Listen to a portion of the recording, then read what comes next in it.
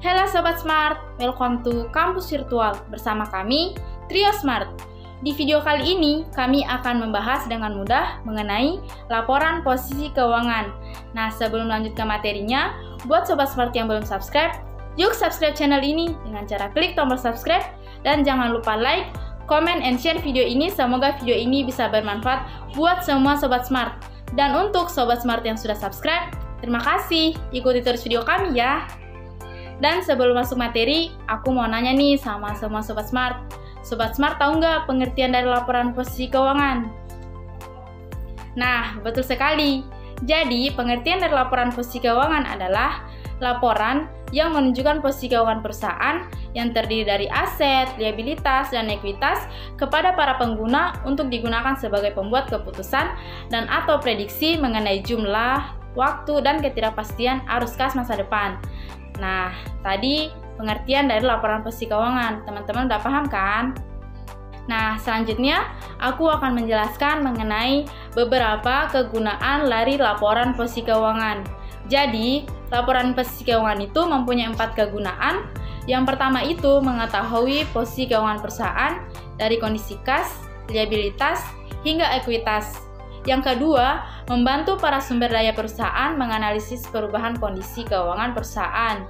Yang ketiga, membantu para sumber daya perusahaan memprediksi kemampuan perusahaan dalam melunasi utang jangka pendek sebelum jatuh tempo. Dan yang terakhir, membantu para sumber daya perusahaan membuat suatu keputusan. Dan yang ketiga, di sini ada format dari laporan posisi keuangan. Nah, untuk bentuk yang pertama, ada format akun atau bentuk rekening atau bentuk kontrol atau sebelah menyebelah. Dalam bentuk ini mempunyai 2 sisi, yaitu sisi debit untuk harta dan aktiva, dan sisi kredit untuk utang dan modal. Dan format yang kedua adalah bentuk laporan atau stafel. Dalam bentuk ini, susunan harta, utang, dan modal disusun berturut-turut dari atas ke bawah. Jadi, harta letaknya paling atas, urutan kedua adalah utang, dan yang ketiga adalah modal. Nah, oke, lanjut. Sekarang kita lanjut ke materi. Oke, selanjutnya kita akan bahas tentang unsur-unsur laporan posisi keuangan. Yang pertama ada aset. Aset merupakan sesuatu yang memiliki nilai tukar. Nah, contoh dari aset ini ada investasi, aset lancar, dan aset tidak lancar. Kedua, ada liabilitas yang merupakan kewajiban atau utang yang harus dilunasi di masa yang akan datang. Nah, liabilitas ini dibagi 2 loh. Yang pertama ada liabilitas jangka panjang yang merupakan kewajiban atau utang jangka waktu yang lama. Biasanya yang mengambil utang ini tuh untuk mendapatkan modal langsung. Kedua, ada liabilitas jangka pendek, kewajiban atau utang dalam jangka waktu yang hanya 1 tahun. Contohnya pembayaran barang ataupun jasa. Yang terakhir ada ekuitas, merupakan hak pemilik terhadap aset perusahaan setelah dikurangi liabilitas atau kewajiban dalam neraca. Nah, selanjutnya kita akan bahas tentang aset lancar. Pertama ada kas, yang merupakan aktivitas perusahaan yang berbentuk uang tunai. Kedua, ada piutang, merupakan klaim perusahaan pada organisasi lain yang menerima sejumlah kas, barang, atau jasa di masa yang akan datang akibat kejadian di masa lalu.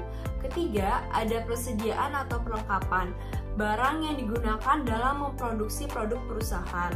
Keempat, ada biaya dibayar di muka, biaya yang belum menjadi kewajiban perusahaan untuk membayarnya, namun sudah dibayarkan terlebih dahulu.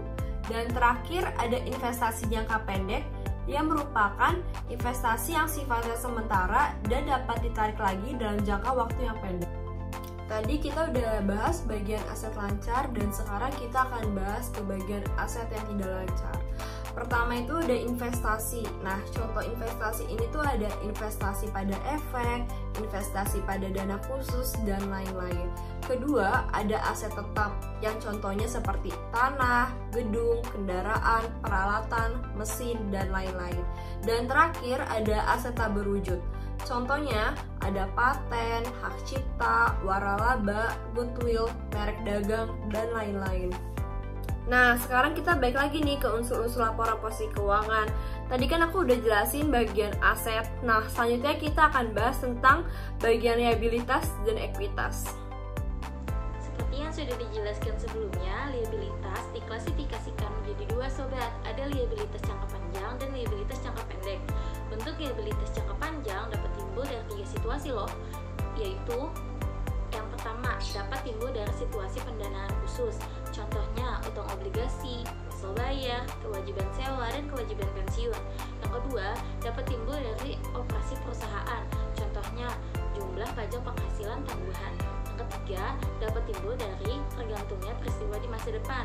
Contohnya itu ada provisi, seperti misalnya biaya garansi dan jaminan. Next, kita lanjut ke biaya liabilitas jangka pendek. Liabilitas ini kebalikannya dari liabilitas jangka panjang. Kenapa sih? Karena pembayaran kewajiban itu kurang dari 1 tahun.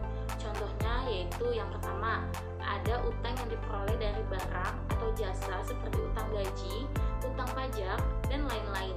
Yang kedua, ada pembayaran diterima di muka seperti pendapatan lewat diterima di muka. Yang ketiga, ada liabilitas jangka pendek lainnya seperti liabilitas yang terkait dengan aset yang diklasifikasikan perusahaan untuk pelepasan. Selanjutnya ada ekuitas. Contoh dari ekuitas itu apa aja sih? Yang pertama itu ada modal saham, baik modal saham biasa maupun modal saham preferred. Yang kedua ada premi saham, yang ketiga ada saldo laba, yang keempat ada saham treasury, dan lainnya. Jadi sekarang Sobat Smart sudah tahu kan apa itu laporan posisi keuangan, dimulai dari apa itu laporan posisi keuangan, kegunaannya, unsur-unsurnya, hingga bentuk laporan posisi keuangan itu sendiri. Sebelum kita berpisah, kami Trio Smart punya video yang membahas tentang latihan dari laporan posisi keuangan. Yuk nonton video kami selanjutnya. Oh iya, aku punya pantun nih buat kalian. Buah pepaya, buah jambu, buah lontar, buah duku. Teruslah tambah wawasanmu dengan belajar dan membaca buku. Sampai jumpa di video selanjutnya.